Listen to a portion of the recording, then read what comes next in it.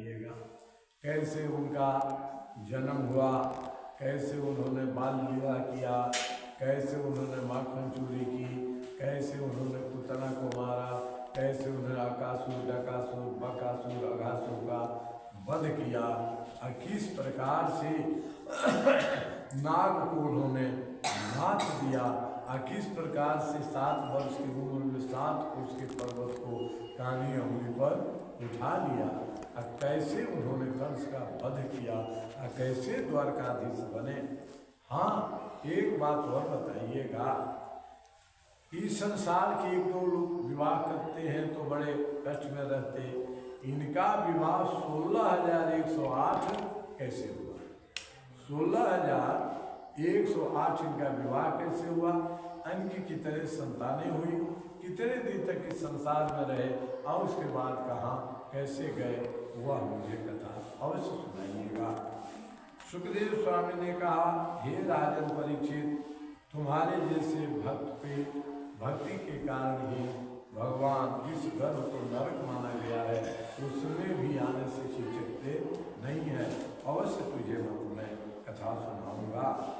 कहा कि देखो, हर कल्प का एक आयु होता है, हर कल्प में चार प्रकरण होते हैं, जैसे सतयुग, त्रेता, द्वापर और कलयुग। हर जब एक कल्प बीतता है तो दूसरा शुरू हो जाता है। तो हर कल्प में परमात्मा नारायण अलग अलग वंश का सहारा लेते हैं। इस बार परमात्मा नारायण ने पिछले दफे सूर्य वंश में राम के रूप में आए थे। इस वर्ष परमात्मा नारायण चंद्र वंश में कृष्ण के रूप में आएंगे। कहा कि महाराज विस्तार से सुनाइए। कहा कि सृष्टि में जब कुछ नहीं था तो परमात्मा नारायण संसार के विस्तार के लिए अपने नाभि से कमल प्रकट किया और उस कमल से ब्रह्मा जी पैदा। जब जब सृष्टि का सृजन होता है तो यहीं से होता है, नारायण के नाभि से कमल और ब्रह्मा आते हैं, अपना सृष्टि प्रारंभ होती है। तो ब्रह्मा जी ने नारायण के आदेशानुसार सृष्टि को करना प्रारंभ किया। इस नारायण के आदेश से ब्रह्मा के सृष्टि में सबसे पहला जो ऋषि आए उनका नाम हुआ अत्रि। अत्रि महाराज, अत्रि महाराज को उन्होंने सृष्टि का विस्तार का आदेश दिया। तो अत्रि महाराज ने सृष्टि करना प्रारंभ किया। इन्हें पुत्र के रूप में चंद्रमा प्राप्त हुए, जो सृष्टि के श्रृंगार, संवर्धन और संचरण करने में महत्वपूर्ण भूमिका बढ़ाई। पुनः संसार की रीति और नीति के अनुसार चंद्रमा ने अपने ज्येष्ठ पुत्र तारा को संसार का भार दिया और कहा कि अब सृष्टि बढ़ाओ, हमारा काम हो गया, भजन करेंगे। ये सब कथाओं में देखते हैं जितने लोग हो गए हैं, एक समय तक बहुत राज किया, शासन किया, लेकिन अंत समय में समझ गए कि राजपाट को कुछ रखा नहीं, असली हमारे भगवान है, संसार नहीं है, संसार बनाने वाले हमारे हैं। इसलिए कहा ले लो भैया अपना राज। बस इन्होंने चंद्रमा तारा को राज्य दे दिया। तारा जी समय के अनुसार संसार की सृष्टि को बढ़ाते रहे। तारा के आज्ञा अनुसार सृष्टि बढ़ती रही, सुख शांति समृद्धि बनी रही। तो तारा को भी ऐसा लगा कि जब मेरे पिताजी ने मुझे राज सौंप दिया तो हम कब तक राज करते रहेंगे। इसलिए तुरंत अपने ज्येष्ठ पुत्र बुद्ध को उन्होंने राजा बनाया। कहा आप दुनिया चलाओ, तो अब मुझे दुनिया से काम नहीं, मैं दुनिया बनाने वाले के साथ रहूँगा। दुनिया में बहुत दिन रहा, दुनिया वालों को खुश करने का बहुत प्रयास किया। अब जिसने दुनिया बनाई है उसको खुश करने का प्रयास करूँगा। बुद्ध को शासन समाप्ति दिया। बुद्ध शासन करने लगे। बुद्ध को भी हजारों वर्ष शासन करने के पश्चात लगा कि अब ये दुनिया रहने लायक नहीं है, भगवान के साथ करना चाहिए। भगवान के भजन में लग गए। अपने पुत्र ईला को उन्होंने कहा तुम राजपाट संभालो, मैं चला। ये संसार की नीति बताती है कि जब परवरिश हो जाए घर में तो ताला चाबी के बहुत चक्कर में जीव को रहना नहीं चाहिए, भजन के चक्कर में रहना चाहिए। ईला भी बहुत दिन तक शासन किया, लेकिन कहा कि हमारे खानदान का नियम है, बहुत दिन हम शासन नहीं करते, हम भजन वाले हैं। इसलिए इन्होंने भी अपने पुत्र पुरुरवा को राय दे दिया। पुरूरवा को दिया। पुरूरवा भी संसार का विस्तार करते रहे, सृष्टि बढ़ती रही, आगे संचालन होता रहा। लेकिन पुरूरवा ने भी कहा कि ना भाई, ये काम ठीक नहीं है, अब हमें भजन में लगना चाहिए। ये पुरूरवा ने भी अपने ज्येष्ठ पुत्र आयु को राजा बना दिया। चलो तुम संभालो इस राज समूह को, मतलब नहीं है जितना दिन था हम संभाले। आयु बड़ा प्रतापी राजा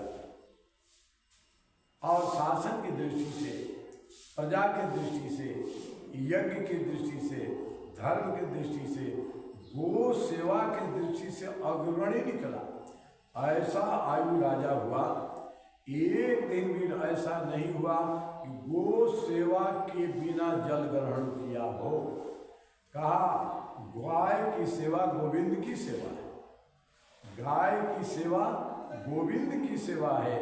एक गाय की सेवा से करोड़ों देवताओं का सेवा हो जाता है। तो वह गो भक्त थे, लेकिन इन्हें कोई संतान नहीं हो रही। तब उन्होंने गाय माता से प्रार्थना की। परिणाम स्वरूप उनका एक बेटा हुआ जिसका नाम हुआ अयाति। इस कुल में दो हुए, एक ए आती, एक हुआ अयाति। ये दोनों ही संसार की दृष्टि से काम करते रहे, लेकिन ये आयु का पुत्र ए आती बहुत दिन राज नहीं किया। तुरंत अपने कनिष्ठ भ्राता अयाति को राज सौंप दिया। आइए यह अयाति अपने परिवार, कुल, खानदान, संविधान की मर्यादा को ताक पर रख दिया, भोग में लिप्त हो गया। इतना भोग में लिप्त हुआ कि संसार का एक क्रम है, भोग बहुत दिन तक कोई भोग नहीं सकता। एक समय बीत जाए तो रसगुल्ला खाना बंद। डॉक्टर कह दिया कि रसगुल्ला खैल के तेल घी मसाला खैल की, एक समय है भोग का। आयु के अनुसार हर भोग अपने आप छोड़ना नहीं पड़ता है, छूट जाते हैं। लेकिन अयाति ऐसे राजा हो गए, जब वृद्ध हो गए, भोग की वृत्ति समाप्त होने लगी, तो अपने बेटा का मिल गया। ये सथा लेन देन चलता था उस समय में। आयु लेकर भोग किया, फिर भी इनका मन नहीं भरा, बेटों की आयु लेकर के भोग करते रहे। अंत में इनकी आंख खुली, भोग करने से भोग की भूख नहीं मिटती है, भोग करने से भोग की भोग करने से भोग नहीं मिटती है, बल्कि त्याग करने से मिटती है। इसलिए अंतिम समय में उन्होंने अपने पुत्र को राय दिया। संसार वालों को ये बतलाया, विचार कीजिएगा, बेटों की जवानी ले लिया भोग करने के लिए, लेकिन तृप्त नहीं हुए। अंत में उन्हें ज्ञान हुआ कि भोग को भोग से मिटाया नहीं जा सकता है। जैसे अग्नि कुंड में घी क्या होती हम देते जाते हैं, अग्नि प्रज्वलित होता जाता है, वैसे भोग की वृत्ति जैसे जैसे आप देते जाएंगे, भोग की वृत्ति बढ़ती जाएगी। हम संसार वालों के लिए बड़ा एक ये संदेश है कि संसार में रहो, घर गृहस्थी पेट परिवार सब चलाते रहो, लेकिन एक समय के बाद अपने वारिस के हवाले संसार को कर दो। बस अयाति ने सौंपा। अयाति का बेटा उनका था, उनका बड़ा प्रतापी राजा हुआ। अपने कुल खानदान की मर्यादा के अनुसार संसार की सेवा करने लगा। उसके बेटा अंधक हुए। अंधक भी परिवार की मर्यादा के अनुसार प्रजा पालन में, यज्ञ में, धर्म रक्षण में, गो सेवा में, सत्संग में अपना मन लगाते रहते थे। अंधक का बेटा दुंदुभी हुआ। दुंदुभी भी यही काम कर रहा। इस कुल में जो राजा हुए सब भगवान के प्रति समर्पित हुए। दुंदुभी का बेटा अरिधूत हुआ। अरिधूत भी संसार का विस्तार करते रहा, लेकिन संसार बनाने वालों को कभी भूला नहीं। अरिधूत का बेटा पुनर्वसु हुए। पुनर्वसु भी संसार का विस्तार करते रहे, भोग करते रहे और भजन भी करते रहे।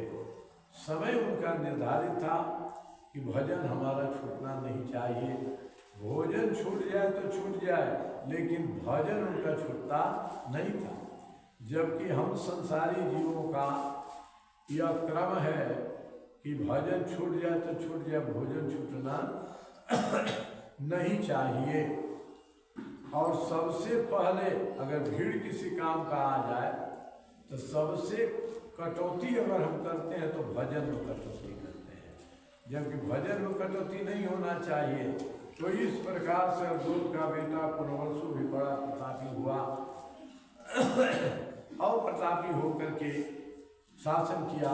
इनके ज्येष्ठ पुत्र आहूत हुए। तब राजन परीक्षित ने कहा, महाराज हम कृष्ण जी की कथा सुनना चाहते हैं। चंद्र वंश में अवतरित भगवान द्वारकाधीश की हम कथा सुनना चाहते हैं। आप ये कथा किसका श्रवण का, ये फूल अर्पित करके तब बैठो। आप कहा कि संसार में हम रहेंगे, तू चला दीजिए, हम संसार में रहेंगे और संसार वालों को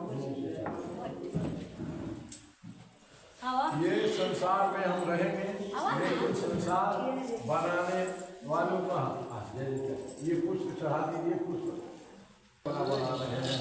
ये संसार के अंतर्गत कहा कि अवश्य कथा सुनाऊंगा मैं। इसलिए मैं कह रहा हूँ कि जिस कुल में जो चंद्रवंश है, यदुवंश जिसे कहते हैं, इस वंश में एक से प्रतापी राजा हुए और उसी कुल में कृष्ण आए। इसलिए कृष्ण के कुल में जो प्रतापी राजा आए उन राजाओं का भी नाम सुना देता हूँ, क्योंकि चंद्रवंश में जो भी राजा आए वो बड़े प्रतापी हुए। इन राजाओं के नाम श्रवण मात्र से भक्ति का जागरण होता है, ज्ञान वैराग्य का जागरण होता है। इसलिए राजाओं को संक्षेप में तुझे हमने नाम सुनाया, इनके प्रताप की पूरी कथा तुझे हमने नहीं सुनाई। कहा आहूत बड़े प्रतापी राजा हुए। आहूत महाराज संसार के सभी राजाओं के तरह ही जनता की सेवा में, गो की सेवा में, यज्ञशाला, प्रवचन, संत सेवा में निपुण थे।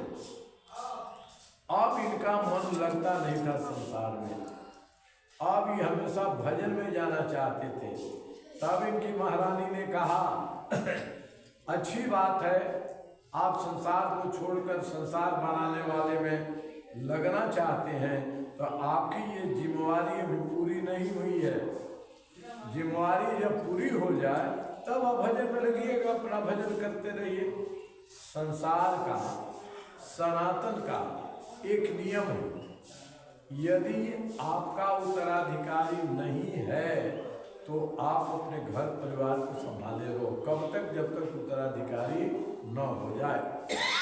अगर शादी विवाह आपका हो गया है, गृहस्थ धर्म में प्रवेश कर गए हैं, जब तक घर गृहस्थ की जिम्मेदारी, बेटी बेटा का विवाह शादी का संपन्न नहीं हो गया है, तब तक घर गृहस्थी का काम करना ही आपके लिए यज्ञ है। ख्याल रहे इतना कि हम अपनी पत्नी की सेवा नहीं कर रहे हैं, हम नारायण की बहू की सेवा कर रहे हैं।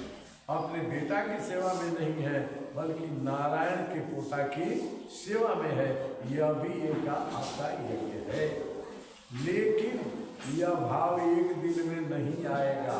कहते हैं जब जब बहुकाल करिए सतसंगा, बहुत दिन तक जब सत्संग करेंगे तो आपके मन में जो भी सामने दिखलाई पड़ेगा, वो बूढ़ा कोई दिखलाई नहीं पड़ेगा, बूढ़ी नहीं दिखलाई पड़ेगी, तरुणी नहीं दिखलाई पड़ेगी, युवक नहीं दिखलाई पड़ेगी। वो अवस्था आपकी आ जाएगी कि सब में सीताराम दिखलाई पड़ेगी, सब में राधे श्याम दिखलाई पड़ेगी। सिया राम में सब करो प्रणाम, पानी सब में वही भगवान दिखलाई पड़ेंगे। भाव ये है, एक अवस्था होती है जब तक बच्चा छोटा होता है, अब पढ़ने की बात उसे हम सिखाते हैं तो उसे हम बनाते हैं कि ये लड्डू बनाओ, ये बकुली बनाओ, ऐसे कर कर के सिखाते रहते हैं। लेकिन जब सीख जाता है तो इसलिए पेंशन का काम समाप्त हो जाता है। वैसे संसार के अंतर्गत भगवान ने भगवान की भक्ति के लिए ये परिवार आपको दिया है, जो परिवार आपका बाधक नहीं है बल्कि साधक है। बाधक तब है जब आप केवल इसी में लिपटा कर रह जाती हैं। जैसे इसका संबंध भगवान की दूरी से जोड़ देते हैं, सबके ममता ताक बटोरी, सबको जो ममता बलिए है सबको बर करके भगवान के चरणों में बांध दीजिए। लीजिए भगवान आपका एक परिवार है, आपके परिवार का सेवा आज हो गया। तब भगवान कहते हैं तथास्तु, आपके लायक भक्ति का वातावरण बना देते हैं। महारानी जी ने आपसे कहा अभी तक तो आपकी संतान हुई नहीं, अभी ना संतान का मोक्ष कैसे आपको मिलेगा? कहा ठीक है, तपस्या प्रारंभ किया। पहले के राजा संतान प्राप्ति करने के लिए गुरु आज्ञा से, वेद की आज्ञा से यज्ञ करते थे तो संतान प्राप्त करते थे। तीन दो संतान प्राप्त हो, बड़े योग्य संतान। कौन कौन?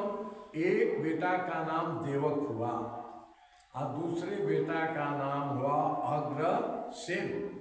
उन दिनों चंद्रवंश की, जदुवंश की राजधानी मथुरा मंडल था। मथुरा मंडल ही राजधानी था। उस मथुरा मंडल के आहुक राजा थे। आहुक ने ये जल्दी ही जब बड़े हो गए देवक को जिम्मेदारी देना चाहा। देवक ने कहा कि हमसे काम नहीं है, पिताजी जो कहिए हम कर देंगे, राजपाट हमसे संभलेगा नहीं। आप देखिए कितना होनहार विद्वान के होते चिकने पास, जिसके घर में भगवती आने वाली है, भगवान की माँ आने वाली है, वो संसार में निपटा कर रहेगा। पहले कहा ना आप संभाले लो, हमसे काम नहीं है। तब कहा कि राज कौन संभालेगा? राज के तो हकदार तुम हो। तो कहिए पिताजी आदेश कीजिए कि अपने छोटे भाई को सौंप दो। बस उन्होंने राजा बना दिया अग्रसेन को। मथुरा मंडल के अग्रसेन राजा हो गए। देखते देखते देवक महाराज को 4 पुत्र हुए। 4 पुत्र हुए, देवान, उपदेव, सुदेव और देववर्धन। 4 पुत्र हुए। 4 पुत्र का मतलब क्या हुआ? अर्थ, धर्म, काम और मोक्ष। राज को छोड़ा लेकिन अपने से 4 पुरुषार्थ इनके घर में आ गया। इतना ही नहीं, देखते देखते इन्हें 7 बेटियां हुई। 7 बेटियां हुई। विचार कीजिएगा, 7 बेटियां में पहली बेटी का नाम धृत देवा, दूसरी बेटी का नाम शांति देवा, तीसरी का नाम उपदेवा, चौथी का नाम श्रीदेवा, 5वीं का नाम देवरक्षिता, 6वीं का नाम सहदेवा और 7वीं का नाम देवकी हुआ। कहा कि महाराज ये देवकी वही है? सुखदेव स्वामी ने पूछा। सुखदेव स्वामी से राजा परीक्षित ने पूछा, जिन्हें 7वें दिन अभी यहाँ जाना है, कहा यो ही देवकी है जिन्होंने कृष्ण भगवान को प्रकट किया? कहा कि हाँ यही वो देवकी है। कहा कि महाराज इस कथा को तो विस्तार से सुनाऊंगा है। कहा कि देखो सुनाऊंगा अवश्य तुझे। तुम्हारे पिता से 4 पुत्र हुए, माने नाना लगेंगे ना, और इनके 7 पुत्रियां हुई। देवक महाराज के भाई अग्रसेन राजगद्दी पर हुए, उन्हें 9 पुत्र हुए। 9 पुत्रों का सबका बखान कहा। वेद व्यास जी ने क्या बखान करना है, एक ही बेटा को हम सब कह देंगे तो आप समझ जाएंगे कैसे इनके बेटे हुए। पहला बेटा हुआ कंस, अब समझ जाइए कैसे इनके हुए होंगे। आप देखिए एक ही परिवार है। देवक कितने भक्त, अग्रसेन कितने भक्त।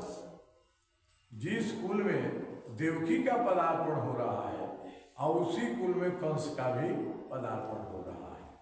विचार कीजिएगा। अब एक एक करके देवक महाराज ने अपने भाई अग्रसेन की राय से 6 बेटियों का शादी बड़े मस्ती में कर दिया। अब देवकी बड़ी हो गई, कंस भी बड़ा हो गया। अब कंस अपने माता पिता के अधिकार को अवहेलना करने लगा था और उन पर अब शासन करने लगा था। बात बात में उन्हें आदेश देता, ये करो वो करो वो करो, नहीं तो ये कर देंगे, जेल डाल देंगे, कहना शुरू कर दिया था। इसका सहयोग इसके कर्मचारी भी करने लगे थे अब अग्रसेन का आदेश उतना नहीं मानते थे, प्रजा भी अब इसी की बात मानने लगी थी क्योंकि उदंड था। अब क्या हो, सब ने कहा देवकी बड़ी हो गई है, अब इसका शादी कर देना चाहिए। कंस ने कहा पिताजी, काका जी, मेरी 6 बहनों का तो शादी कर दिया आपने, ये 7वीं सबसे छोटी है, मेरे मन से शादी इसका होगा, मेरे मन से इसकी शादी होगी देवकी की, आप चिंता मत कीजिए, इसके लायक वर मिलेगा तभी शादी होगी। इस संसार में कौन ऐसा राजा है जिसका राजकुमार होगा मेरी लाडली बहन देवकी के समान होगा। अब कंस कह दे विवाह से इनकार कर दे, मजा ले किसी का। अब इसका उत्पात का कहानी बढ़ने लगा था संसार में, शांत हो गया। पुनः देवक ने कहा कि अरे कंस, कोई उपाय किया, किया, कहा कि चिंता क्यों करते हैं काका, विवाह होगा समय से। देवकी कहते हैं, देवकी ने भी कहा, ये देवकी ने कहा भैया सब बहनें चली गई, अब यहाँ क्या अच्छा नहीं लगता। कंस ने कहा यही तो मैं भी सोच रहा हूँ, 6 बहनें चली गई और तुम्हारा भी विवाह मैं कर दूँ और तुम चली जाओगी तो मैं आऊँगा तो किसके लिए फल लेकर आऊँगा, किसके लिए फूल लेकर आऊँगा, किसके लिए खिलौना लेकर आऊँगा, किसके लिए वस्त्र आभूषण लेकर आऊँगा। आज जब युद्ध करने जाऊँगा तो किसके कहूँगा, किससे कहूँगा कि बहना मुझे अस्त्र शस्त्र मेरे हाथ में दे। कंस जब भी कहीं युद्ध के लिए जाता है या कहीं प्रवास करता है, प्रदेश जाता है, तो देवकी के चरण स्पर्श करके जाता है। क्या बहन के प्रति लगाव होगा, उसका आशीर्वाद लेता है। इसके हाथ से अस्त्र शस्त्र वो लेकर के जय जय सीताराम जय जय वो लेकर के सब वह उनके हाथ से जाता है और तब वह विजय होकर की ही उधर से वह आता है। नारायण विजय होकर के ही वह आता है। अंत में जब परिवार के लोगों के मनसा के अनुसार देवकी के विवाह के लिए पंडित जी को बुलाया, कहा पंडित जी आपकी दृष्टि मेरी बहन देवकी लायक कहीं दूल्हा हो तो बताइएगा। कहा जरूर बताएंगे। अपने संतरी प्रधान संतरी को कहा, प्रधानमंत्री को कहा पंडित जी अकेले नहीं जाएंगे, तुम लोग जाओ, तीनों तुम लोग चौधर में जाओ, ढूंढ करके आ जाओ, लेकिन ख्याल रखना जैसी मेरी बहना देवकी परम सुंदरी धर्मशीला सुशीला है, ऐश्वर्य संपन्न, इससे कम का कोई दूल्हा नहीं होना चाहिए। जैसे इसका ये महल है इससे कम नहीं होना चाहिए, जैसे कुल खानदान का जस कीर्ति है इससे कम का नहीं होना चाहिए। तीनों निकल पड़े, तीनों निकल पड़े, घूमते घूमते घूमते घूमते उधर से आ गए। कंस से पूछा क्या हुआ, पंडित जी ने कहा देवकी जैसा कोई वर नहीं दिखलाई पड़ा और मथुरा मंडल जैसा घर नहीं दिखलाई पड़ा। कहीं अनुकूल घर है तो वर नहीं, कहीं वर है तो घर नहीं, और कहीं घर वर है तो अनुकूल संस्कार नहीं है। तो कहा पूरे घुमाए कहीं देवकी लायक वर नहीं मिला। कहा कि नहीं महाराज, कहा देख तीनों को मैं यहाँ चिता रहा हूँ, इस पर जाओ एक बार, अगर देवकी के लायक वर ढूंढने में आप लोग असफल रहोगे तो खाद घुसे तुझे अभी ही करवा देंगे। आप तीनों गए, तब ढूंढते ढूंढते चालू गए। अब देवकी लायक वर कहाँ मिलता ही नहीं, बड़ा मुश्किल है। अब देव के जय जय ठाकुर जी सदा बोले बांके बिहारी लाल की जय, बांके बिहारी लाल की जय। कहा कि अब क्या करें, वर कहीं मिला नहीं, उनके अनुकूल नहीं मिला तो क्या करते हैं।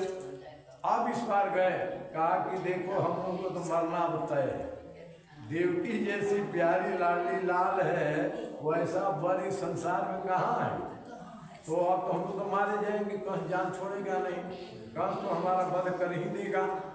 तब क्या करें, तीनों गए, जाते जाते जाते जाते गए, और जब आगे गए तो देखा एक राज्य है सूरसेन मंडल का, जैसे मथुरा मंडल है वैसे सूरसेन मंडल है, लेकिन सूरसेन मंडल इस मथुरा नरेश का मथुरा मंडल का शत्रु है, क्योंकि उसकी तेज से कंस को बड़ा जलन है। इसलिए कंस ने उस पर कई बार चढ़ाई कर चुका है, लेकिन वो हारा नहीं अपने तेज बल से। वो लोग खोज पता करके आए तो कहा सूरसेन मंडल जिसकी राजधानी देवमढ़ी है, जैसे मथुरा मंडल की राजधानी मथुरा है, वैसे सूरसेन मंडल की राजधानी देवमढ़ी है। कहा कि वहाँ के राजा सूरसेन है और उनकी महारानी बड़ी धर्मशिला है, मरीसा नाम है, बड़ी तपस्विनी है और उन्होंने तप करके बेटा प्राप्त किया है जिसका नाम वसुदेव है। वह वसुदेव ही देवकी के लायक वर हम लोगों को दिखलाई पड़ते हैं, लेकिन आपके यहाँ वो शादी करेंगे नहीं, वह विवाह कर नहीं सकते क्योंकि आपके शत्रु राजा हैं। कंस थोड़े देर के लिए विचलित होता है, मौन होता है, कहा कि मेरे आचरण के कारण मेरी बहन की शादी हो न हो, यह ठीक नहीं है। इसीलिए वो राजा हमारी बहन से शादी नहीं न करेंगे कि कंस की बहन है, जैसा कंस अन्यायी अत्याचारी है वैसा ही इसकी बहन भी होगी। इसलिए मंत्री को बुलाया, संतरी को बुलाया, कुल पुरोहित को बुलाया, गुरु को बुलाया, सबको बैठक किया। आज उग्रसेन महाराज और देवक महाराज सोच रहे हैं कंस करेगा क्या, स्पेशल बैठक बुलाया है कि क्या करना चाहता है। तब कंस ने सभी से सभा में कहा, देख आप सब ये पक्का बताओ कि जो मरीसा नंदन वसुदेव है सचमुच देवकी के लायक वर है क्या? कहा कि महाराज इसमें शक नहीं है, वह वो तो लगता है जैसे देवताओं के गुरु बृहस्पति है, वैसे बृहस्पति के समान वो चमत्कारी लगते हैं, साक्षात नारायण लगते हैं वो तो। कि ऐसा है, कोई और पता करो उसके संबंध में। कहा सब हमने जांच परख करके देख लिया महाराज, इस दुनिया में देवकी लायक अगर वर कोई है तो वसुदेव ही है। तो कहा कि शादी होगी कैसे? कहा कि यही तो समस्या है, वह सूरसेन आपके शत्रु हैं, आपने शत्रु बना दिया उन्हें, वो शादी आपके यहाँ करेंगे नहीं।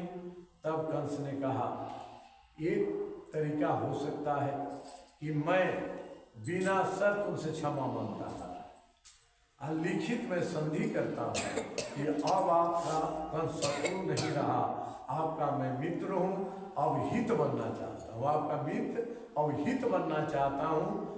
ये लिख करके दिया कि ले जाइए ये पत्री और लिख कर कहिएगा कि कंस बिना शर्त आपसे माफी मांगता है और आपका हित और मित्र बनना चाहता है।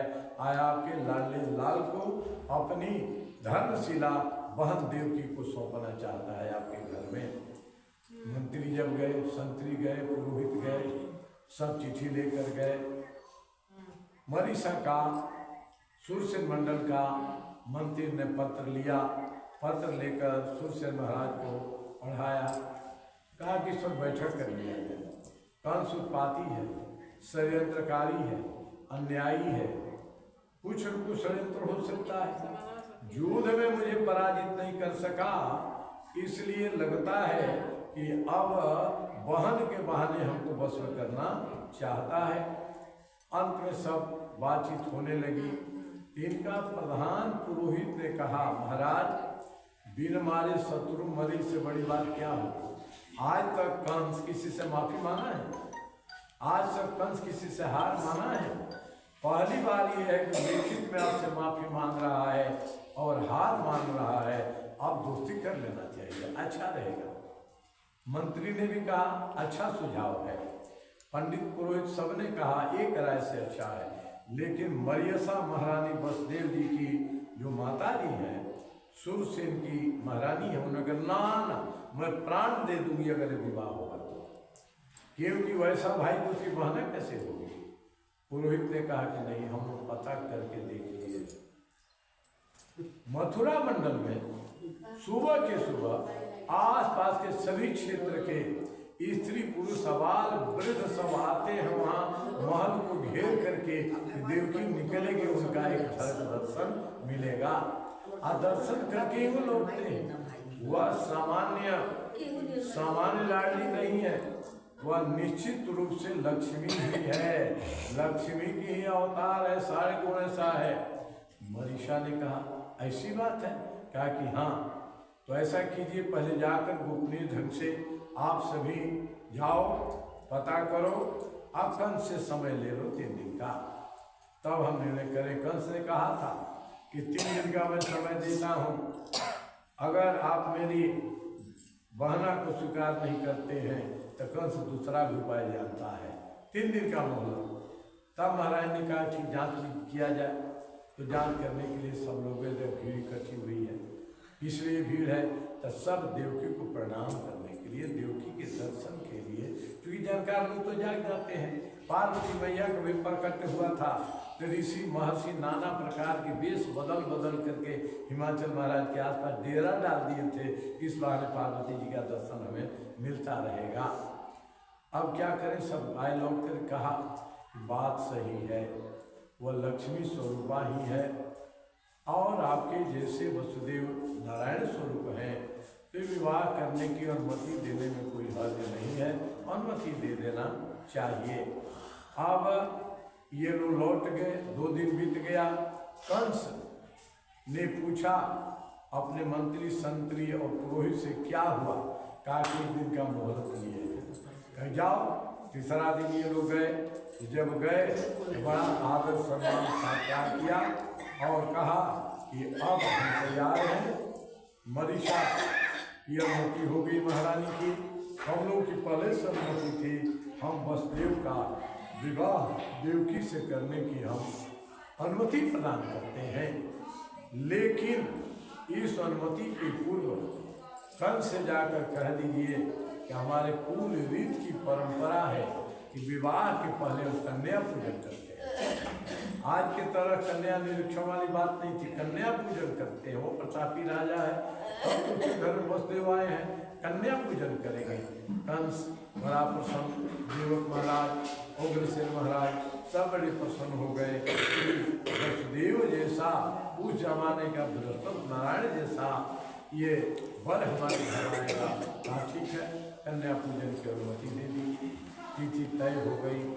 और उधर से महाराज क्या कहना है, सूरसेन महाराज मरीषा के कहने से दिग दिगंतर, तीनों त्रिभुवन, 14 सब लोगों से जितने आभूषण हो सकते हैं, जितने बढ़िया वस्त्र हो सकते हैं, जितनी मिठाइयाँ पकवान हो सकते हैं, सबको छक्कड़ का छक्कड़ फल फूल लाद करके मथुरा मंडल में भेजा। काहे के लिए? कन्या पूजन के लिए। जब वहाँ से छक्कड़ लाद कर चला कन्या पूजन के लिए, मथुरा मंडल में पुष्पों की वृष्टि होने लगी, आसमान में गारे बजने लगे, विमान बनाने लगे। ये अब वसुदेव से देवकी का विवाह होगा। आज संसार में परमात्मा नारायण प्रकट होंगे, खुशी मना रहे हैं। जाकर देवकी का पूजन किया, मथुरा मंडल आज धन्य हो गया। आज तक ऐसा कन्या पूजन कभी नहीं हुआ था। जब कन्या पूजन जब हो गया तो यहाँ से भी देवक महाराज ने और उग्रसेन महाराज ने जितना सामान लाए थे उसका 4 गुना लाद करके उन्होंने भेजा कि हम लोगों का, हमारे भी कुल का नियम है कि बेटी का एक कण भी हम रखते नहीं है। बस 4 गुना लाद करके उन्होंने भेजा और पुरोहित से कहा जाकर कहिए कि देवक महाराज और उग्रसेन महाराज आहूत मंडल का कुल का ये नियम है कि हम वर का पूजन करते हैं। तो अनुमति दिया देवक महाराज। सब सलाद पास करके वैसे ही छक्कड़ का छक्कड़, उस समय 4 चक्का नहीं था, 2 चक्का छक्कड़ ही चलता था, बैलगाड़ी, घोड़ा गाड़ी इत्यादि, ऊँट गाड़ी, हाथी गाड़ी, इसको लाद करके सामान ले जा करके नारायण स्वरूप वसुदेव का पूजन हुआ, स्वस्ति वाचन हुआ, शंख ध्वनि हुई, वेद ध्वनि हुई।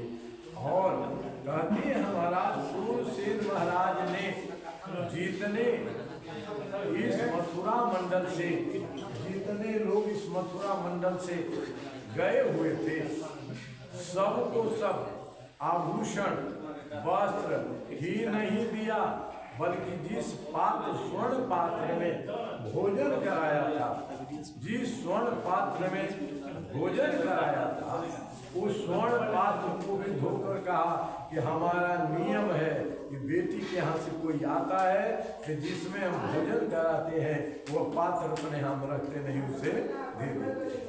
सब बड़े मथुरा मंडल वाले कहा गजब ये बात है, सब छकड़ लाद करके सोना चांदी हीरा जवाहरात मोती लाद करके जो लाए थे वह भी वसुदेव जी के पिता ने रख ली। इनकी माता महिषा ने कहा लौटा दो, बेटी के ही घर में तो बहू के घर में ही जा रहा है, सब लौटा दिया। अब दोनों तरफ से विवाह की तिथि तय हुई, विवाह की तिथि तय हो गई। अब बारात की तैयारी होने लगी और कंस ने कहा मेरी बहना की बारात आ रही है मरीषा मंडल से, आप सब जितना मथुरा मंडल वाले हैं सब नली गली को साफ करके रखिए। किसी का घर एक ऐसा नहीं होना चाहिए जिसके घर पर भित्ति लेखन नहीं हो। भित्ति लेखन वाले दीवार पर हाथी घोड़ा पहले बनाया जाता था, भित्ति लेखन होना चाहिए, सामने रंगोली बनना चाहिए, कलश स्थापित होना चाहिए और केले का स्तंभ लगा होना चाहिए। चारों तरफ सबके घर की सड़क जितनी है उस सड़क पर सोना की डोरी हो, रस्सी पूंछ का नहीं, सोना की डोरी हो। उस पर पतंग किसका हो तो वो का हीरे जवाहरात का पतंग उसमें लगाया जाए।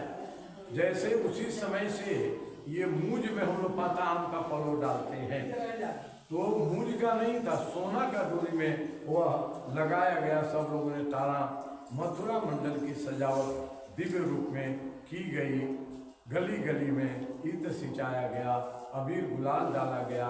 ऊपर से जब वहाँ से चली बारात, वहाँ से लेकर के मथुरा मंडल तक विचार कीजिएगा, सूरसेन मंडल 80 पुष्प मथुरा मंडल वहाँ से, और उसके बीच ऊपर से सड़क किनारे त्रिपाल लगवाया, नीचे गलीचा बिछवा दिया। जगह जगह पर बारातियों को नाश्ता के लिए, पानी के लिए, नाई धोबी जो व्यवस्था एक आदमी को हो सकती है सारी व्यवस्था करा दिया। बारात आई, बारात खूब लगे मजे से। देवता लोग पुष्प बरसाए, क्यों पुष्प बरसाए? इसलिए कंस की बहन का विवाह हो रहा है, इसलिए पुष्प बरसाए। ये इसी देवकी के गर्भ से परमात्मा नारायण प्रकट होने वाले हैं, इसलिए पुष्पों की वर्षा की। वो पुष्प की वर्षा हुई, विवाह संपन्न हुआ। सुबह में गुरु जी महाराज ने कहा कि अब समय हो गया है, अब आपको चाहिए कि लाली लाल का विदाई कर देना चाहिए, विदाई का समय अब हो गया है। कंस जब कोई कहने के लिए आए कि विदाई करें, उसी समय कंस मना करे, कहे कि ठहरिए, क्या कमी है आपको, कौन सी गलती है आप लोग? बहुत दिन हो गया, राजपाट शत्रुओं की निगाह होगी, इसलिए हमें जाने दीजिए। जब कहा सूरसेन ने कहा कि अब आप कंस के संबंधी हो गए, आप कंस के संबंधी हो गए तो आपके राज पर कौन उनकी निगाह करेगा? आप निश्चिंत रहिए। अंत में महीनों बीत गए, महाराज विदाई नहीं हुआ, विदाई नहीं हुआ। इस प्रकार से विदाई जब नहीं हुआ तब भाई विदाई करने के लिए तत्पर नहीं था, लेकिन अंत में सबने समझाया ये संसार की रीति है, विवाह जब हो गया तो विदाई तो करना ही पड़ेगा। कंस तैयार हो गया, रथ सजाया जाने लगा। वो अभी रथ लाए थे, सूरसेन मंडल से भी रथ आया था, मथुरा मंडल से भी रथ सजाया गया। जब विदाई का मुहूर्त आया तो कंस आया, तो कंस ने देखा ही दो रथ खड़े हैं। कहा कि कंस की बहन ये सब रथ पर नहीं जाएगी, कंस की बहन कंस के रथ से सवार होकर जाएगी। बस उस सवारी की तैयारी होने लगी। मैया देवकी अपनी सभी 9 भाभियों से मिलती है, माँ से नहीं मिलती है, 9 भाभियों से मिलती हैं, सबको मिली। फिर अपनी चारों भाभीयों से मिलती हैं, 13 इनकी भाभियाँ हैं, 13 भाभीयों से मिलती हैं। पुनः इनकी 6 बहनें जो आई हैं उन 6 बहनों से मिलती हैं। पुनः अपनी माता से जाकर के मिलती हैं। अब माता से मिलने के बाद बाबूजी से मिलती है, उग्रसेन काका से मिलती है। कहा, काका आप दुखी मत होना, मरीषा मंडल दूर नहीं है, जब चाहोगे मैं आ जाऊंगी। उग्रसेन महाराज कुछ कर नहीं सके। देवकी मैया समझ गई कि अब करुणा की स्थिति में पहुंच रहे हैं। उनको अखबार दिया और कहा, काका मैं दूर नहीं हूँ, भैया कंस कुछ कहे भी तो चिंता मत करना, अच्छा हो जाएगा। परिवर्तन हो रहा है उसके विचार में। दोनों आंख से आंसू अग्रसेन महाराज के निकल रहे थे, रुकने का नाम नहीं ले रहे थे कि आज के बाद देवकी अब देखने को हमें नहीं मिलेगी। अपने पिताजी के पास जाकर के मिली देवकी महाराज से। देवकी महाराज मूर्छित हो गए। देवकी ने जल की छींटा देकर लगाया, माँ से जाते जाते कहा, माँ से मिली, फिर माँ से मिली और कहा, माँ मैं कोई बहुत दूर नहीं हूँ, जैसे खबर करोगे मैं तुम्हारे यहाँ आ जाऊंगी।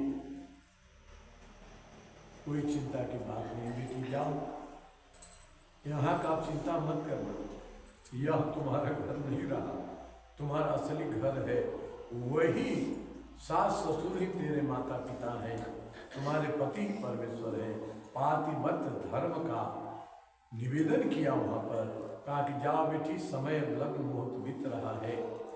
रथ की ओर देवकी बढ़ने लगी। रथ जब निकट आ गया तो पुनः लौट करके आ गई। देवकी अपनी माता से मिली और कान में कही कि माँ मैं तो जा रही हूँ, लेकिन मेरे पिताजी मृत हो गए, समय पर जल जलपान इनका होता रहे, इसका ख्याल रखना। देवकी अपने ससुराल जा रही है, अपनी सुख सुविधा का ख्याल नहीं, चिंता केवल इस बात का है कि बूढ़े पिता की दवा और जलपान समय से मिलता रहे। इसलिए माँ को समझाया, जाकर रथ पर सवार हो गई। पूरा मथुरा मंडल लोगों से पटा हुआ है, अबाल बाल वृद्ध मथुरा मंडल को घेरे हुए हैं लोग कि रथ पर चढ़ते हुए देवकी का अंतिम दर्शन हम पा ले। पता नहीं कंस का मन में क्या बदलाव कब आ जाए, पुनः देवकी को बुलाए या न बुलाए। अतिशय भीड़ लगी हुई है। रथ पर सवार हो गई, वसुदेव महाराज भी सवार हो गए। कंस का सारथी रथ पर बैठ गया। अब रथ निकलने ही वाला है, तब तक कंस आता है, क्रोधित होकर अपने साथी को रथ से उतार देता है। मेरे रहते मेरे बहन को मेरा नौकर चाकर छोड़ने जाएगा? कंस के रहते पुत्र तुरंत वह कूद पड़ा। अब कंस रथ पर सवार हो गए। अब रथ आगे निकल पड़ा। जब तक रथ दिखलाई पड़ता रहा, मथुरा मंडल के लोग रथ को निहारते रहे। अब रथ नहीं दिखलाई पड़ रहा है, अब रथ का चक्का क्यों दिखलाई पड़ रहा, रथ का ध्वज दिखलाई पड़ रहा है। जब तक ध्वज दिखलाई पड़ता है जिसमें देवकी बैठी हुई है, वो ध्वज को देखते रहे।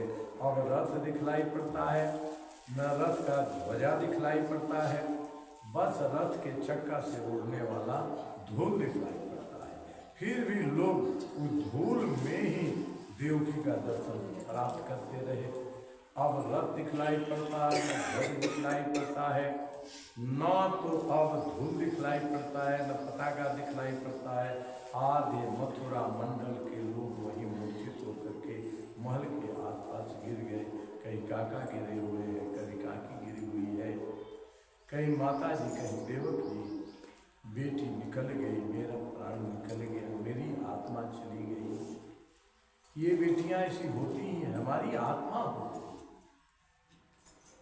ये संसार वाले समझ नहीं पाते हैं। उस जमाने में कंस जैसा अत्याचारी अन्याचारी अपने बहन को कितना प्रेम से पाला पोसा बल अन्वेषण किया, अपने भी अब इसी बीच एक अनहोनी घटना घटती है।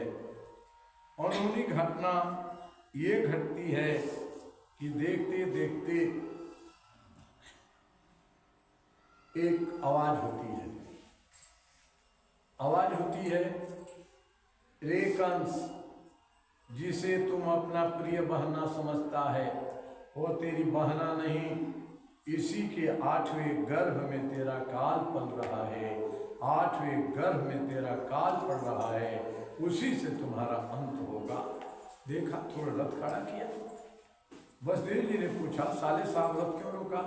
हाँ, वैसे ही कुछ देखा, आकाश भी आकाशवाणी देवता लोग ऐसे ही करते रहते हैं, इसका कोई माने उन्हें नहीं है। गर्व से क्या डर हो सकता है मेरा?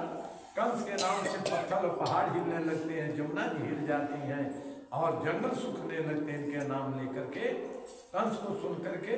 और इसकी बहना की गर्भ में से मुझे क्या भय होगा? बहुत पढ़ा दिया। पुनः आकाशवाणी हुई, इस बार कहा, रे मूर्ख, रे मूर्ख कंस, रे मूर्ख कंस, जिसे तुम बहना समझता है, इसके 8वें गर्भ में तेरा मृत्यु पल रहा है, वही उसी से तुम्हारा अंत होगा। अब रथ को रोक दिया। रथ को रोका ही नहीं, देवकी के खुले हुए चोटी को पकड़ करके नीचे खींच लेता है और अपने म्यान से कतार को बाहर निकल कर उसके गर्दन पर चलाना ही चाहता है। बस देव जी ने उसके गर्दन को पकड़ लिया। कहा, कंस, हमने सुना था तुम बड़ा योद्धा हो, बलवान हो, वीर हो, ऐश्वर्यशाली हो, पराक्रमी हो, बहन पर तलवार निकाल रहे हो। भूल गए उस दिन को जिस दिन बिना शर्त मेरे पिताजी से माफी मांगा था तुमने? विवाह हो जाए तेरी बहना का, आज विवाह हो गया तो उसे बल करना चाहते हो। कहा, आपने सुना नहीं, इसके 8वें गर्भ में मेरा मृत्यु पल रहा है। कहा, सुना हूं मैं। तो आपको देवकी से डर है या देवकी के गर्भ से डर है? कहा, गर्भ से, 8वें गर्भ से ना। तो मैं वचन देता हूँ तुझे कि जो भी देवकी का गर्भ से संतान होगी तुझे मैं सुपुर्द कर दूंगा। सुपुर्द कर मैं कंस मान गया, क्योंकि उस जमाने में वसुदेव का इतना ख्याति था। जैसा देवताओं के बीच में बृहस्पति की मान्यता स्वभाव होती थी, वैसे उस समय राजाओं के बीच में, चाहे शत्रु राजा हो या मित्र राजा हो, सब एक रूप से वसुदेव जी की प्रशंसा करते थे। इनकी सत्य निष्ठा, धर्म निष्ठा, ज्ञान निष्ठा, सबका बड़ा हलचल था, सब मान करते थे। कंस मान गया मनोई की बात, घर में ले जाकर के पहुँचाया।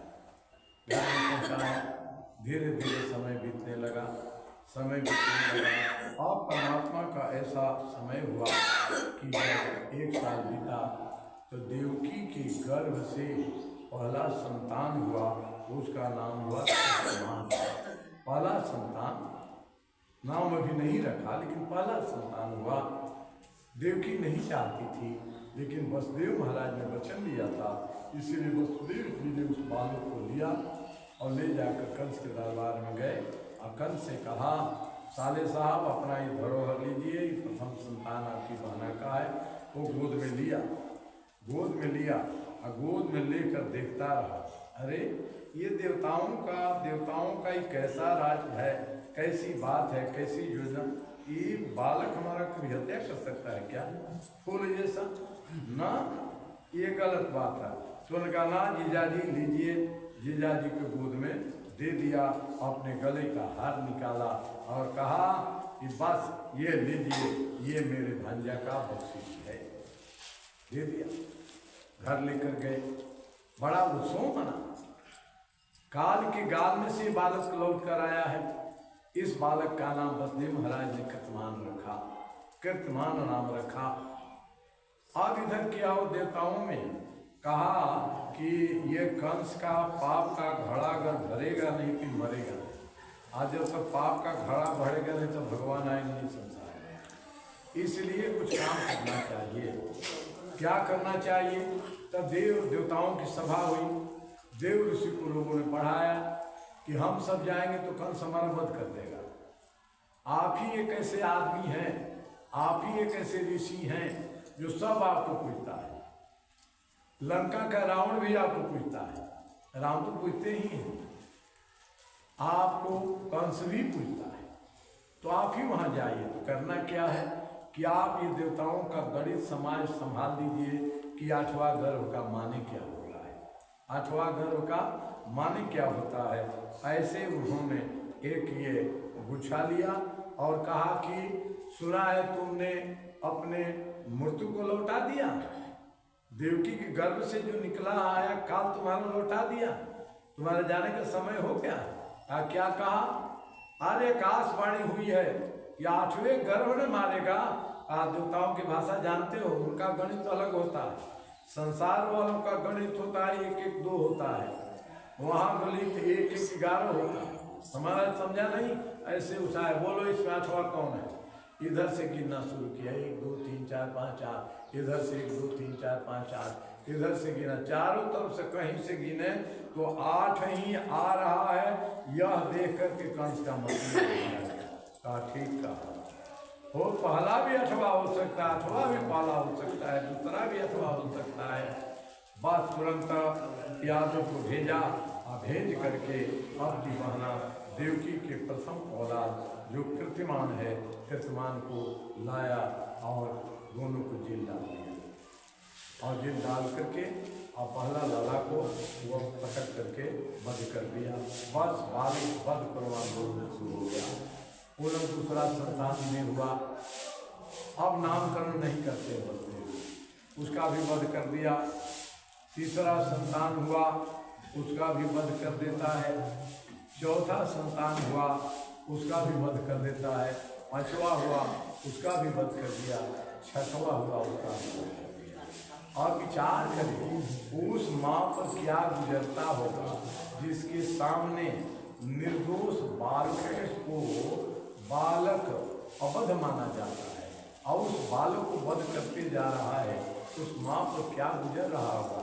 लेकिन देवता लोग बड़े खुश हो रहे हैं कि अब समय आ गया 8वां का, 100 तो मार दिया, एक के बाद 8वां ही होगा। खुश हो रहे हैं, उत्सव मना रहे हैं। इधर बालक इसका मारा जा रहा है। अब स्थिति ऐसी बनी है कि अब 7वां गर्भ की बात है। 7वां गर्भ भी हुआ और 7वां गर्भ में 8वां गर्भ में भगवान को आना है, आकाशवाणी हुई है। तो 7वां गर्भ में कौन आए?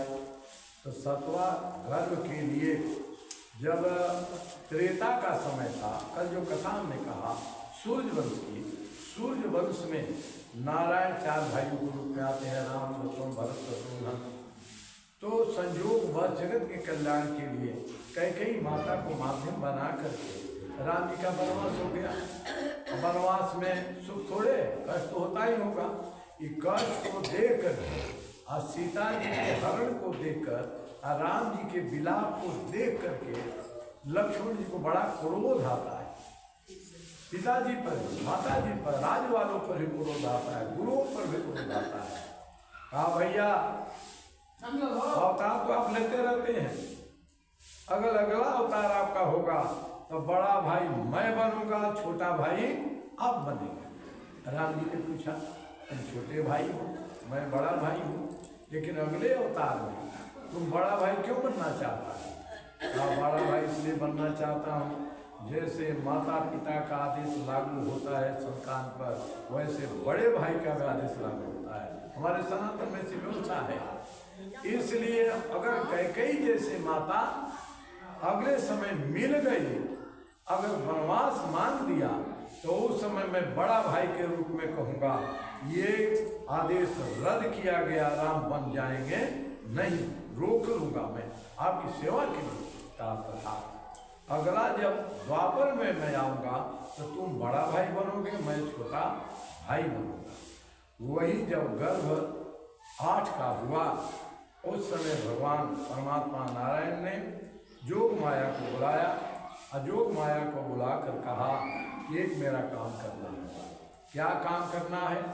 काम ये करना है कि मेरी अम्बा देवकी गर्भधारण की है और उस गर्भ को, गर्भ में मेरे छोटे भाई लखन लाल का वास, और उन्हें ले जाकर के तुझे रोहिणी के गर्भ में प्रस्थापित कर देना। माने मथुरा से लेकर के जो गोकुल में रहती है रोहिणी जी, उनके गर्भ में आपको स्थिर कर देना है। जोग माया ने कहा कि मुझे मिलेगा क्या? कहा कि जगत का तुझे पूज्य में बना दूंगा और आशीर्वाद दूंगा तुझे, यह काम करो।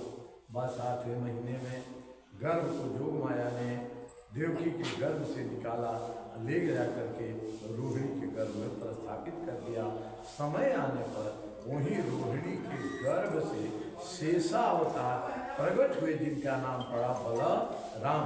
बोलिए बलराम भगवान की जय। अब बहुत दिनों में पहाड़ा लगाया था, लेकिन पता नहीं चल रहा है, पता नहीं चल रहा। गर्भ गया तो गया कहाँ? 9 बीत गया, 10 हो गया, 11 हो गया, 12 हो गया, गर्भ गया तो गया कहाँ? कंस का मेरे साथ षड्यंत्र हो रहा है। लगता है मथुरा मंडल के सिपाही संतरी मंत्री कोई कहीं न कहीं कुछ मिला है जो मेरे साथ ऐसा षड्यंत्र कर रहा है। इसलिए ताला बदलवा दिया, जेल का जितने ताले थे ताला बदलवा दिया। जितने सिपाहियों का पहरा था उनका बदली कर दिया, नए विश्वस्त लोगों को कर दिया। मैया के पाँव में पैकड़ी, हाथ में हथकड़ी, वसुदेव जी के पाँव में पैकड़ी, हाथ में हथकड़ी लगा दिया और पहाड़ा डबल डरा दिया। 24 घंटा का इस पर देखते रहो क्या होता है। समय धीरे धीरे बदलने लगा। अब स्थिति क्या बनी कि मैया का सौंदर्य देवकी का इतना सुंदर हो गया कि जो भी उसके जेल के अंदर रहने वाले लोग हैं, बहाना बना बना कर देवकी मैया को दर्शन करने के लिए जाता है, क्योंकि आज तक ऐसी सुंदर मूर्त किसी ने नहीं देखी थी। और रात का जब समय 12 बजता है तो घड़ी घंट बजने लगता है, स्तुति होने लगती है, विनती होने लगती है, पुरुषों की वर्षा होने लगती है। सुबह में झाड़ू बहारू करने वाला वो दैवी फूल को फेंकते फेंकते थक जाता है, फूल हटता नहीं है, इतनी खूबसूरत। अरे संसार का फूल थोड़े है कि मुरझाएगा, वो तो देवलोक से देवता लोग पुष्पों की वृष्टि कर रहे हैं। वो जान रहे हैं कि देवकी के गर्भ में भगवान का वास हो गया है, इसलिए स्तुति विनती नित्य करते हैं। ये बात कंस के पास पहुंची कि जेल में तो चमत्कार होने लगा। 8वां गर्भ तय हो गया, मेरा काल ही आएगा। का इतना फूल कैसे आ जाता है? छप्पर फाड़ करके ये घंटी के पहाड़ा डाल दिया, लेकिन पता कौन चले। अब नित्य नियम बना दिया, नित्य अपने आता है। संतरियों मंत्रियों से कहा है कि जब भी देवकी को संतान हो मेरे पास उसी समय खबर आना चाहिए, तैयार रहना। अब सब तैयार रहते हैं, नित्य नित्य चलने लगा। अब स्तुति विनती रोज होने लगी। अब देवकी मैया को भी विश्वास होने लगा कि पहले तो ऐसा कभी नहीं होता था। वसुदेव महाराज भी देखते हैं, कहते हैं कि तो लक्ष्मी जैसा, परम लक्ष्मी जैसा। अरे लक्ष्मी तो है ही है, परम क्या, लक्ष्मी तो है ही ये। इस रूप में देखते हैं दोनों का सौंदर्य बढ़ गया, नित्य चलने लगा। समय धीरे धीरे बीतने लगा, उत्सव मनने लगा। कंस के अंतर्गत चिंता बढ़ने लगी और देवताओं के अंतर्गत खुशहाली बढ़ने लगी कि अब भगवान आने वाले, हमारे घर में भगवान आने वाले हैं। ऐसा करके दोनों एक साथ, उधर दुख है इधर सुख है। समय बीतने लगा। कहते हैं जेठ का महीना आया, शुक्ल पक्ष आया, गंगा दशहरा आया, उत्सव मना जेल में। कौन कौन नहीं आए? सभी त्रिदेवा आए, आकर कस्तुति विनती प्रार्थना की। स्वयं देव ऋषि नारद ने कहा, मैया अब चिंता करने की तुझे जरूरत नहीं है। चिंता वह करे जो दूसरे को चिंता पैदा कर रहा है। नित्य आना जाना रहता है और सौंदर्य नित्य बढ़ने लगा। कहते हैं जेठ की पूर्णिमा की रात आई, गजब का चंद्रोदय हुआ, पूनम का चांद। इतना पूनम का चांद, चारों तरफ से कोठरी बढ़ी हुई है, सुंदर प्रकाश निकल रहा है। उस प्रकाश से सुंदर सुंदर सुगंध हवा के साथ बाहर जा रहा है। कैदी सब बड़े अपने जीवन को धन्य मना रहे हैं। जिनका ड्यूटी यहाँ नहीं है वो सोते हैं तो पछताव कर रहे हैं, काश आज अगर हम पहाड़ा में होते तो जो कंस का काल आने वाला उसका दर्शन कर पाते। मैया देवकी और वसुदेव का सौंदर्य का जो वर्णन हो रहा है उसका एक अपनी आंखों से झलक तो पा लेते। जो दैविक पुष्प आते हैं उनको तो स्पर्श कर लेते, जो देवताओं के द्वारा स्तुति विनती होती है उसे तो सुन लेते, अपने भाग्य को कोस रहे हैं। अब जो कैदी है अपने को कैदी नहीं मान रहे हैं, वह बहुत प्रसन्न होकर के मैया के पास बहाना बना कर जाते हैं। मैया क्या चाहिए, क्या सेवा करूं, ये तोड़ दूं, ये काट दूं, ये खोल दूं। मैया कहती है कि ना, तुझे खोलने की जरूरत नहीं है। देव ऋषि कल बता गए हैं कि जिसे खोलना है वो तुरंत आने वाला है। सावन का महीना, सावन महीना बीता, सावन का महीना आया, दिनों दिन पहाड़ा बढ़ने लगा। भादों का महीना आ गया, भादों का महीना आया, कृष्ण पक्ष प्रारंभ हुआ। इस कृष्ण पक्ष की द्वितीया तिथि आई, तृतीय तिथि आई, चतुर्थी की तिथि आई, पंचमी, षष्ठी और सप्तमी की पावन तिथि आ गई। देवता को विमान आसमान में मरनाने लगा। कंस ये देख करके बड़ा चिंतित है। सुरक्षा इसके पास ऐसा नहीं कि आसमान के विमानों को वह रोक सके। देखते देखते सप्तमी की रात बीत गई। आज अष्टमी की, कृष्ण पक्ष की अष्टमी, भादों का महीना, अष्टमी की तिथि प्रारंभ होती है।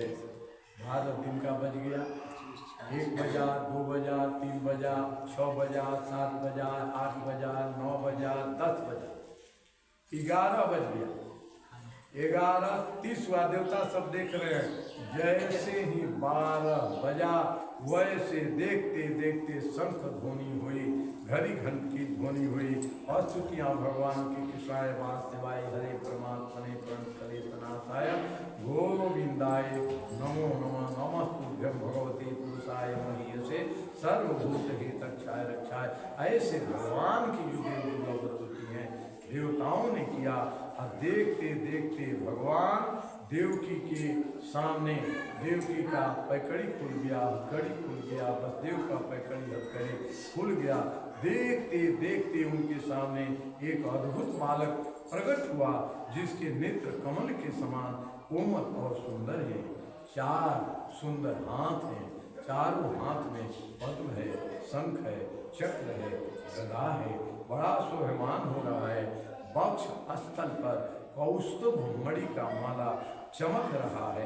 श्री वत्स की चिन्ह स्पष्ट दिखाई पड़ रही है। सुंदर, श्यामल, कोमल शरीर, मनोहर, इस शरीर पर पीतांबर लहरा रहा है। बहुमुखी किरीट एवं कुंडल, सुंदर घुघराले काले काले बाल, कमर में करघनी की लड़ियां, बाहु में बाजूबंद, कलाइयों में कंगन से सुशोभित बालक का अंग अंग अनोखी छटा बिखेर रहा है। ये दृश्य देख करके मैया थोड़ी सी भयभीत हो गई। उस समय परमात्मा नारायण ने कहा, माँ अब तुम्हारी चिंता गई। कहा कि ये कौन मानेगा कि देवकी के तुम बेटा हो। ये गदा, शंख, चक्र, 4 भुजा लेकर के आए हो, ये माला पहन करके आए हो, कौस्तुभ मणि मरे हो, ये वत्स पहने हो, करघनी पड़े हो, कंगन लगाए हो, बाजूबंद लगाए हो। ये कौन मानेगा तुम्हें कि तुम देवकी का बेटा हो। तुम छोटे हो जाओ, इतना छोटा हो जाओ। कहा इतने छोटा हो जाओ, इतने छोटा हो जाओ कि तुझे गोद में मैं ले सकूं। बस देखते देखते परमात्मा नारायण लीला बिहारी अपनी लीला प्रारंभ करके देवकी के मैया के गोद में छोटे बालक को करने लगे। और उसी समय सारे पहरुआ सो गए, जेल के ताले खुल गए या टूट गए। पिताजी वसुदेव को उन्होंने प्रेरणा की और प्रेरणा स्वरूप उन्होंने टोकरी लाया। टोकरी ला करके माथे पर उन्होंने रखा और लेकर जो प्रेरणा किया था भगवान ने, जेल के बाहर निकल चले। जेल के बाहर निकल चले तो कहाँ चले? जमुना मैया को निकल पड़े।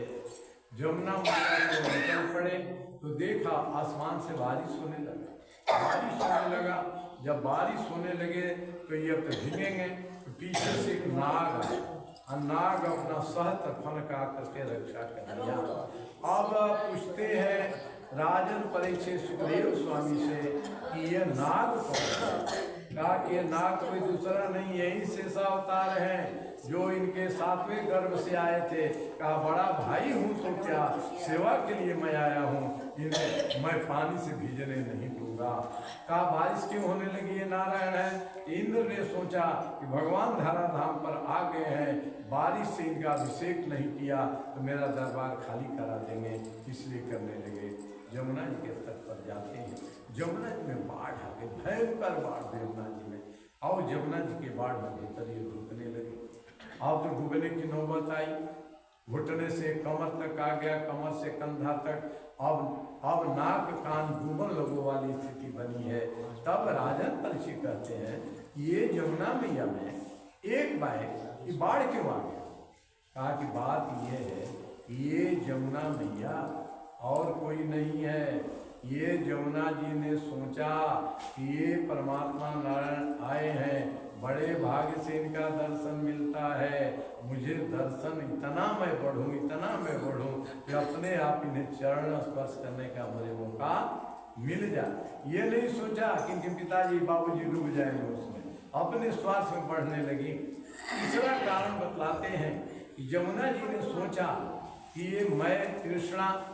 ये कृष्ण आ रहे हैं, मुझे दर्शन सहज ही मिल जाएगा।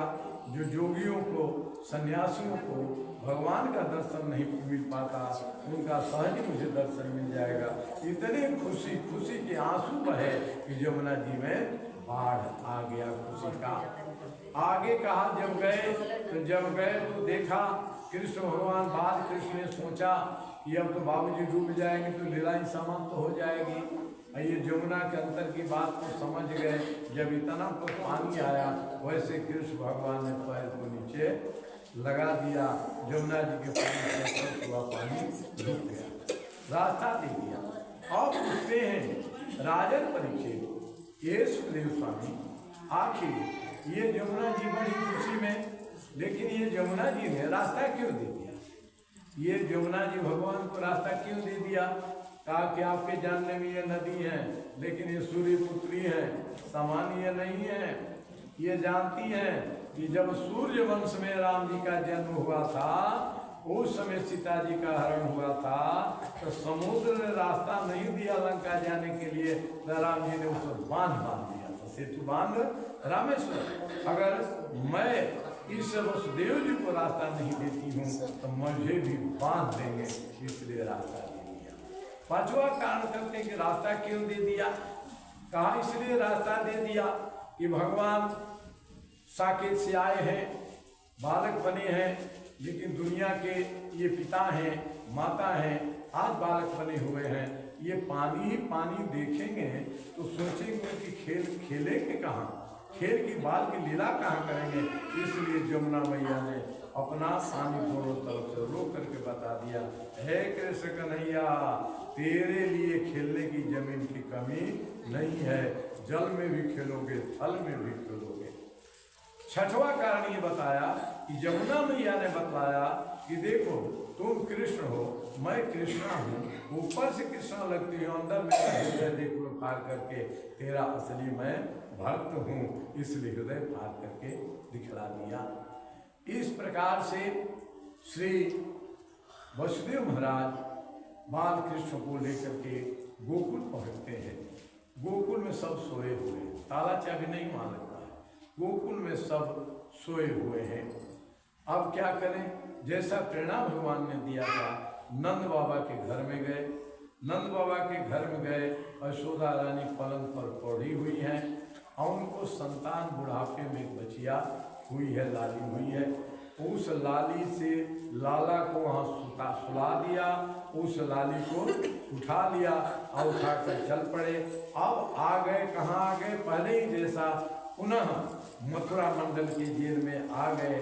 और जेल में जब आए, सारे पहलुआ जग गए, सारे ताले लग गए, हाथ की हथकड़ी, पैर की पकड़ी इनकी भी लग गई। और यह बालिका रोने लगी, ये बालिका रोने लगी। सब ने कहा आ गया आ गया आ गया, कंस के पास गया, कंस भी हाथ से हुए आ गया आया और कहा दो वध कर दूं इसे। देवकी ने कहा भैया ये लाला नहीं ये लाली है, बेटा नहीं बेटी है, लड़का नहीं लड़की है, छोड़ दो। कहा कुछ नहीं, 8वीं संतान है, इसको वध करके भी मानूंगा। जबरदस्ती कंस देवकी मैया के हाथ से इस लाली को ले लेता है, लेकर जैसे अन्य संतानों को पत्थर पर पटकता था, वैसे जैसे ही पटकना चाहा, हाथ से उछल कर ऊपर वो निकल गई। देखते देखते अष्टभुजी हो गई, 8 भुजाएं हो गई, तलवार खड़ग खपड़ सब लेकर के हाथ हथियार। कहा कंस तू मुझे क्या मारेगा, तुझे मारने वाला आ गया है, तेरी कहानी अंत, तेरे जीवन का लीला अंत। अब लीला बिहारी आ गया है, अब लीला बिहारी की लीला चलेगी, समझ जाओ। अब देखते देखते देखते रह गया, ये आवाज कहाँ से आई, कैसे आई। अब प्रश्न ये है कि अब जेल से वो छटपटाते हुए महल में गया, सभी को मंत्रिमंडल को बैठक बुलाया। मंत्रिमंडल की बैठक में कहा अब क्या किया जाए, ये तो 8वां गर्भ है। इसने उस भविष्यवाणी को पुष्ट कर दिया कि देवकी के गर्भ में तेरा काल पल रहा है। 8वां गर्भ कह दिया कि संसार में तुम्हारा वध करने वाला आ गया, क्या किया जाए। सब ने कहा जब से आकाशवाणी हुई है तभी से सबको मार दिया जाए। किसी ने कहा साल भर में जितने लड़के हुए हों, लड़की हो लड़का हो, सबको मार दिया जाए। किसी ने इतना दूर नहीं, किसी ने कहा जितना भादों में हुए सबको मार दिया जाए। अभी निर्णय नहीं हुआ कि कैसे कब कहाँ से मारना शुरू किया जाए और किसके घर से बालक बालिका को मारा जाए, तय नहीं हुआ। इधर अभी स्थिति ये क्या बनी कि सुबह हो गया, तो यशोदा मैया सोई हुई, ये बाल कृष्ण भगवान है ना, बालक बने हैं तो क्या देखा आता है ना, पाता कोई पूछने भी मुझे नहीं आता है। तो मैया यशोदा की एक ननद है, उस ननद का नाम सुनंदा है। सुनंदा आती है, वो भी नहीं देख पाती है क्या हुआ नहीं हुआ। भगवान ने कहा ये भी नहीं सुनेगी ऐसे, बस पलंग से धड़ाम से नीचे गिर जाते हैं, गिर जाते हैं तो आवाज होती है धड़ाम। सुनंदा अंदर जाती है, भाभी भाभी लाला हुआ है तुझे, भाभी लाला हुआ है। घूम घूम करके नगर में कहने लगी है, सबको बताने लगी है कि मेरे भाभी को लला हुआ है, मेरे भाभी को लला हुआ है। अब कहते हैं इस प्रकार से गोकुल में अब सब इकट्ठे हो जाते हैं और सब उत्सव मनाने लगते हैं। उत्सव जम करके हुआ। अब सुत जी से सौनक जी ने पूछा, परीक्षित जी ने सुखदेव जी से पूछा, ये योग माया जाते जाते कहा तो गई कहाँ। कहा कि इस योग माया ने देवकी के 7वें गर्भ को रोहिणी के गर्भ में प्रस्थापित किया था।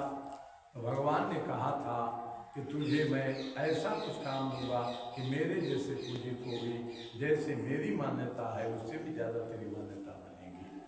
तो उन्होंने कहा सिद्ध कर दिया। भगवान ने कहा था उस समय कि हे जोगमाया, तुम कलिकाल में विंध्यवासिनी के रूप में जानी जाओगी। अब विंध्य पर्वत पर तुम्हारा डेरा होगा, अष्टभुजी के रूप में जानी जाओगी। तब जोगमाया ने कहा कि मेरा काम क्या होगा।